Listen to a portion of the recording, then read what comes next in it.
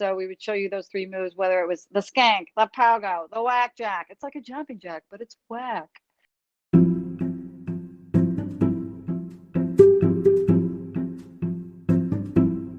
Hello, and welcome to another episode of Live Through That. I'm Mike Hipple, and on this podcast, we'll dig a little deeper into a pivotal moment into the lives of some of the artists I feature in my book, Live Through That. You can get yourself a copy of the book now and use promo code PODCAST15 to get 15% off. You can find the link on the main page of this podcast. Today, we've got a great story from Hilken Mancini from the band Fuzzy. If you're not sure who they are, you should immediately go check them out after you listen to this podcast. Maybe start with their songs Flashlight and Glad Again and dig deeper from there. Here's Hilken with her story of how she helped found the Girls Rock Camp in Boston. Okay, so basically the question is, if there was like a turning point in my life, and I mean, being 51 years old, I have like a couple, but I think the main one was that I had created this anti-exercise class called punk rock aerobics. Hey everybody, this is Hilken coming at you with another edition of my Punk Rock Aerobics at Home series. Punk Rock Aerobics is the original DIY workout we created 20 years ago that will have you kicking out the jams like there's no tomorrow. As we all know, exercise, it makes us feel better, fast, so let's never mind the buttocks and get moving.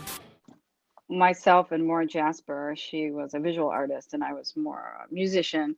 We were a great team, and we started it kind of as a joke, but the whole concept was, a space for people to feel comfortable with their bodies, no matter what they look like or if they had any exercise, experience, whatever. So we did them in DIY spaces, no mirrors, dark lighting. We'd have like guest DJs, whether they were local musicians, and, held classes in New York. And we ended up it was kind of as a joke, this concept of, we would go to an exercise class if the music didn't suck. I put a picture of myself and Maura up, sort of like a Wayne's World-ish, but female photograph of us spinning. And I was like, who knows if we'll ever actually do this. She lived in New York City at the time and I lived in Boston. But anyways, to make sort of a long story short, it took off. And before you knew it, we were in Rolling Stone, we were on VH1. Newsweek. It was ridiculous.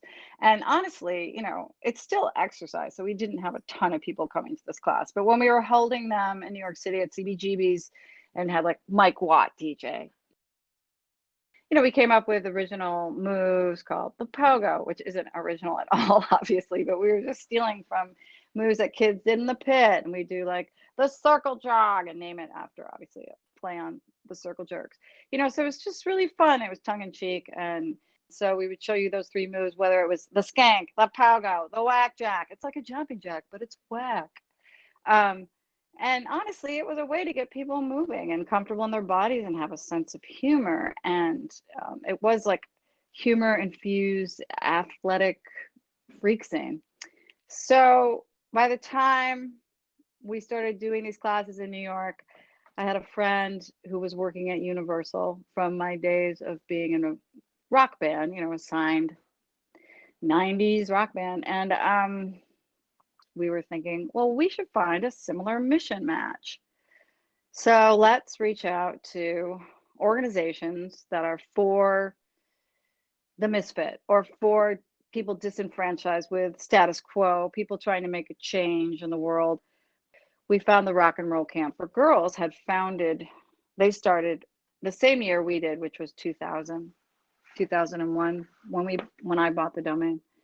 So when we reached out to them, we were like, sure, you guys are fun and funny and a similar mission match.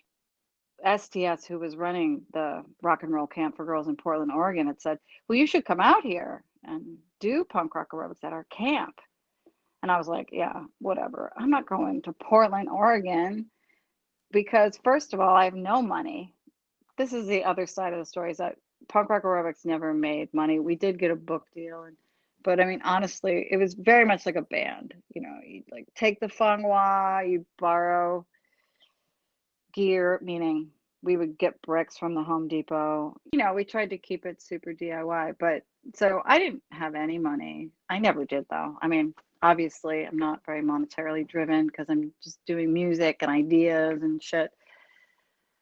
So I was sort of, saying, well, that would be great, but I'm not going to fly to Portland, Oregon and jump up and down. And when I'm thinking camp, because it was called the Rock and Roll Camp for Girls, I'm thinking literally of like it's a campsite because I didn't understand completely what they were doing. I mean, I understood the mission, obviously. And I was thinking there might be like 9 girls. I don't know. I'm like, maybe there's like 15, pushing at 18 girls, forming a band and they're camping an overnight camp. I don't know what I envisioned, I was just thinking like it's a small camp. So when she wrote me back, she said, no, no, no, we'll fly you out here. We'll put you up. We'll feed you. You'll have the whole thing and then you can run it in our morning assemblies. So I'm like, all right, I'll do it. They got me a place to stay. It wasn't a hotel, but it was like a friend's house. And then I was like, oh, I'll stay with Christina. And so they bought me a plane ticket. I get there and I couldn't believe what was going on. It was a really big building. I think it was on Martin Luther King Boulevard in Portland, Oregon. And there are 80 kids a session. I was completely blown away. First of all, by the fact that they had filled this building. All of the women volunteering were amazing people. They're just, going above and beyond for these kids. And just the whole feeling was transformative for me. Just seeing all of these women supporting each other and then supporting this youth and all these bands that they were forming and, the drum circle. And it was like, I guess, how a kid would feel about Disney World. Because I walked into this building and it was all women and all girls and all youth, and they were all supporting each other and teaching each other how to be strong. And I guess the whole feeling that I had always missed. And I didn't actually, in Boston, I felt extremely supported by women. I was in a band with another woman, and she and I were like sisters, and we toured with a lot of Boston bands that had women in it. So I didn't feel like a competitive edge with women. And I was so into it. And I just completely fell in love with the place that I just became a full, like, I just went back there every summer and would volunteer and became obsessed with the idea of starting one in Boston.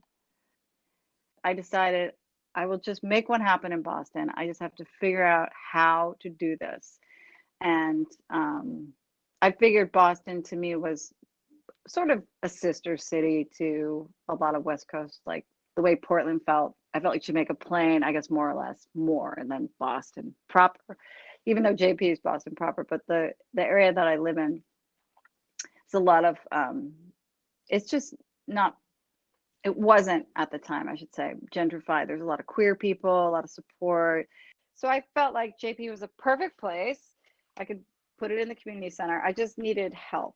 And so I made it happen with someone I met there who was from Boston and with some seed money from the same person who helped me with punk rock aerobics. And it just completely changed my life. You become very self-centered as you get older because you just, I mean, even if you have a partner, if you don't have kids, it's hard to separate sometimes from the me, myself, and I. And I didn't have kids. I just didn't have that opportunity. And so I felt like I had all these guitar amps. I had all these guitars from touring in the 90s and buying cool stuff because it was pre-eBay. So, you could find great shit in the 90s if you were in like Birmingham, Alabama. So I felt like I suddenly was like, wow, I can share this with youth. I can help to help empower them so that they could feel whatever they represented, if they wanted to be girly or they wanted to didn't want a crew cut or they wanted to wear like all flat, whatever you wanted to be was awesome. And whatever sound you wanted to make was awesome. And I just wanted to support youth and be able to do that in Boston. And I felt like I knew so many amazing women from the 90s, whether it was Tanya Donnelly, Juliana Hatfield, Jen Trinan, Gail from L7, Shauna from Swirlies, and Mary from Helium, and Joan from the Dam Builders. And I mean, I could go on and on and on. And I just was, why don't we get all these women together and support all this youth?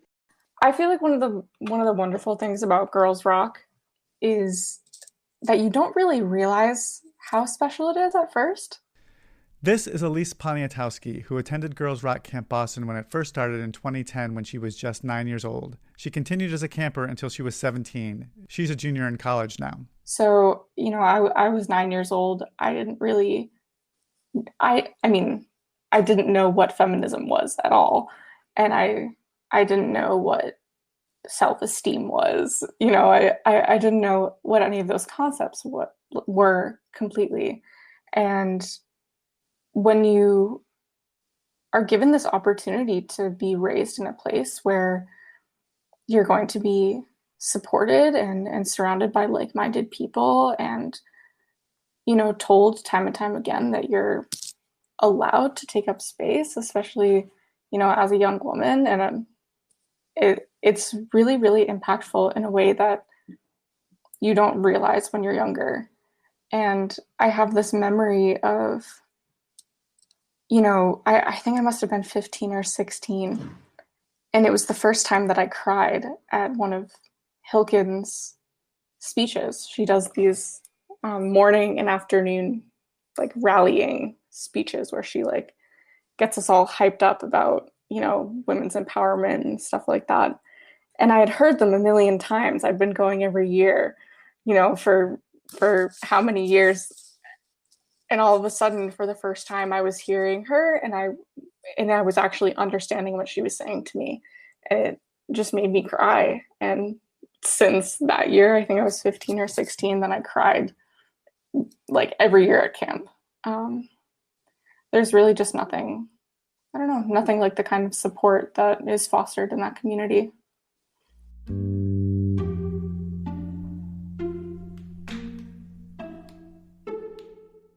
Stopped thinking about me, myself, and I. Stopped writing songs or caring about putting out another record, even though I still freaking did it. But you know what I mean? I didn't have to worry about, punk rock aerobics. What am I going to do next? I was like, I am going to make this nonprofit happen for youth. And it changed my life. And it made me, by empowering youth, empowered myself to feel like I could take on any challenge.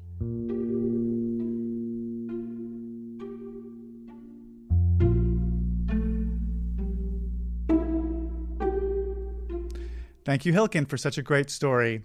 Be sure to check out her band, and if you're in Boston, visit her vintage store, the 40 South Street Vintage Shop. And without further ado, here are some of Hilken's recommendations to get yourself inspired.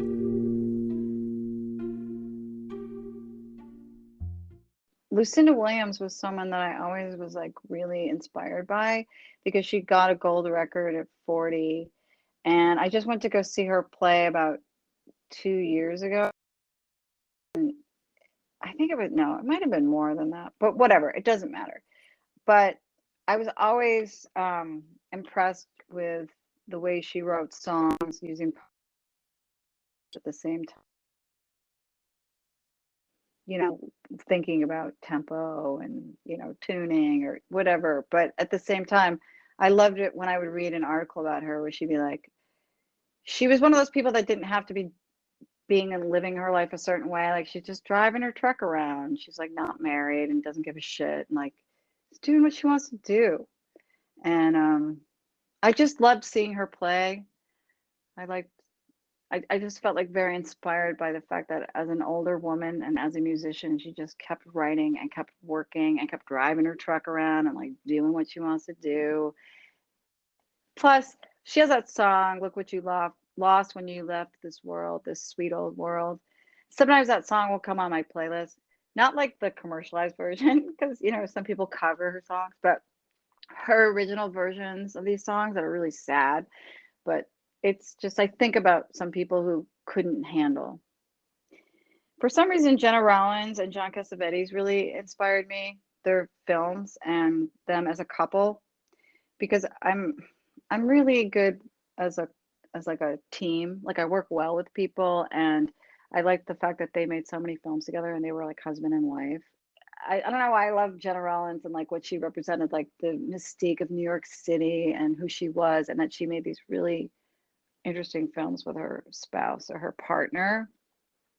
And I just feel like I've had a lot of partners like my whole life. Everything I've done was with someone that I loved and believed in. And like whether it was the song Flashlight that I wrote with Chris Toppin, like her and I, we wrote this song that was, like just, I always have partners like what I did with Nora with the Rock and Roll Camp for Girls, and like what I do with my spouse now. Like we did the punk rock aerobics videos together. They inspire me, and they were one of the first couple teams that I ever, like as a little girl, liked and looked up to.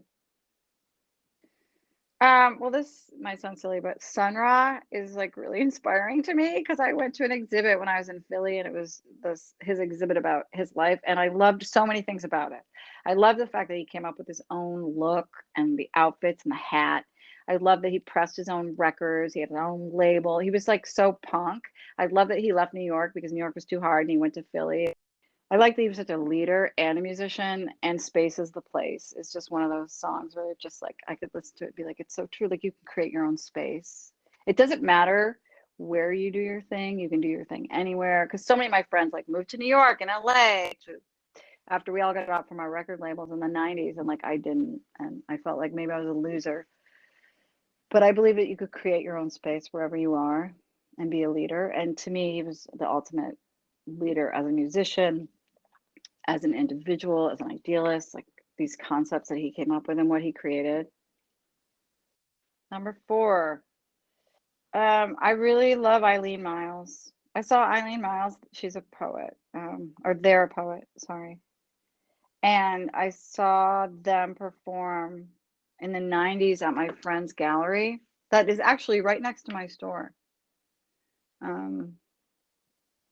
And I just remember being confused about who they were, and they were so mysterious and also androgynous.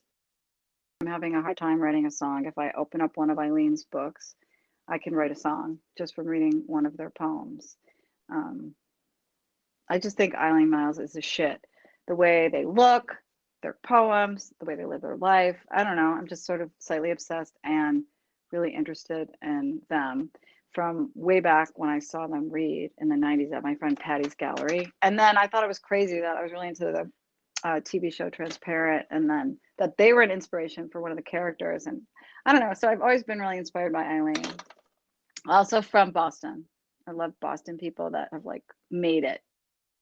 Or like, you think like, oh, I'm going to go to a poetry reading and this person's going to be like really precious about their work. And like, it was sort of rock and roll and like dirt ass in a way, the way Eileen was just like reading in this like little gallery. And it changed the way I thought about poetry, and thought of it as being more like punk rock versus being like, oh, I'm reading an E.E. Cummings poem. Or, you know what I mean? It didn't have to be as precious. Okay, well, number 5 is kind of, once again, it's a person, but I don't know. I have 2 people left. It's so hard to pick. So one of them is Suzanne Farrell of the Balanchine Ballet. And I have to say, like, I was a dance major at the Boston Conservatory before I like started music and singing and playing rock and roll music. I wanted to move to Boston because there were so many cool bands out of Boston, but I really also moved to Boston because I could study dance. So I was really into ballet as a young girl. But Suzanne Farrell was one of the top New York City ballet dancers. But she was really weird. She was really unruly. And as a dancer, she was out of control. Like you could see her lose herself in her body in a way that a lot of dancers that do classical dance didn't. And it was almost scary. Like she was about to, like you would think, oh my gosh, she's going to fall. And like, or, it was just really free and freeing. And for me as a young dancer, I thought, you had to be perfect. And I think with art, to me, that was like the most important thing with everything after that I saw that I loved, was that it was almost about to fall apart. Like it was almost on the verge of not keeping it together. And that's why it was so emotional and so beautiful to me. And she as a dancer was so expressive, and it was on the verge of falling apart, the way she danced, that it inspired me to do everything that way. Like, take it as far as you can, whatever it is, and let it almost fall apart, because then it's going to be really good, you know? I really think that I loved Abby Lincoln. And I was thinking a lot about Abby Lincoln because one of the first songs when this whole COVID shit happened was her song, The World Is Falling Down, Hold My Hand. It's such a good song. She was married to Max Roach and is this really interesting, vocal jazz singer. And she just was an activist as well. She was a civil rights activist like in the 60s. And she just made a career out of like delivering really deeply felt presentations of these classic standards. She also let her hair go natural before a lot of women of color did that. And she was like in the paper about it, I think. There's like an article about like Abby Lincoln letting her hair go natural, which is ridiculous. I remember seeing something like looking back on an article about her. But she was married to Max Roach, and she just was like an amazing jazz singer and continued to do amazing delivery of classic standards in like weird ways, and wrote some great original songs. And I had that song and still do when COVID happened. The world is falling down. Hold my hand, hold my hand, hold my hand, hold my hand. Also, be sure to check out my book, Live Through That, available everywhere now. You can find out more about what Hilken is up to these days, as well as about 40 other artists. And if you like this show, please subscribe and go give us a 5-star rating and review. We'll have new episodes out every Tuesday. Thanks for listening, and we will see you next time.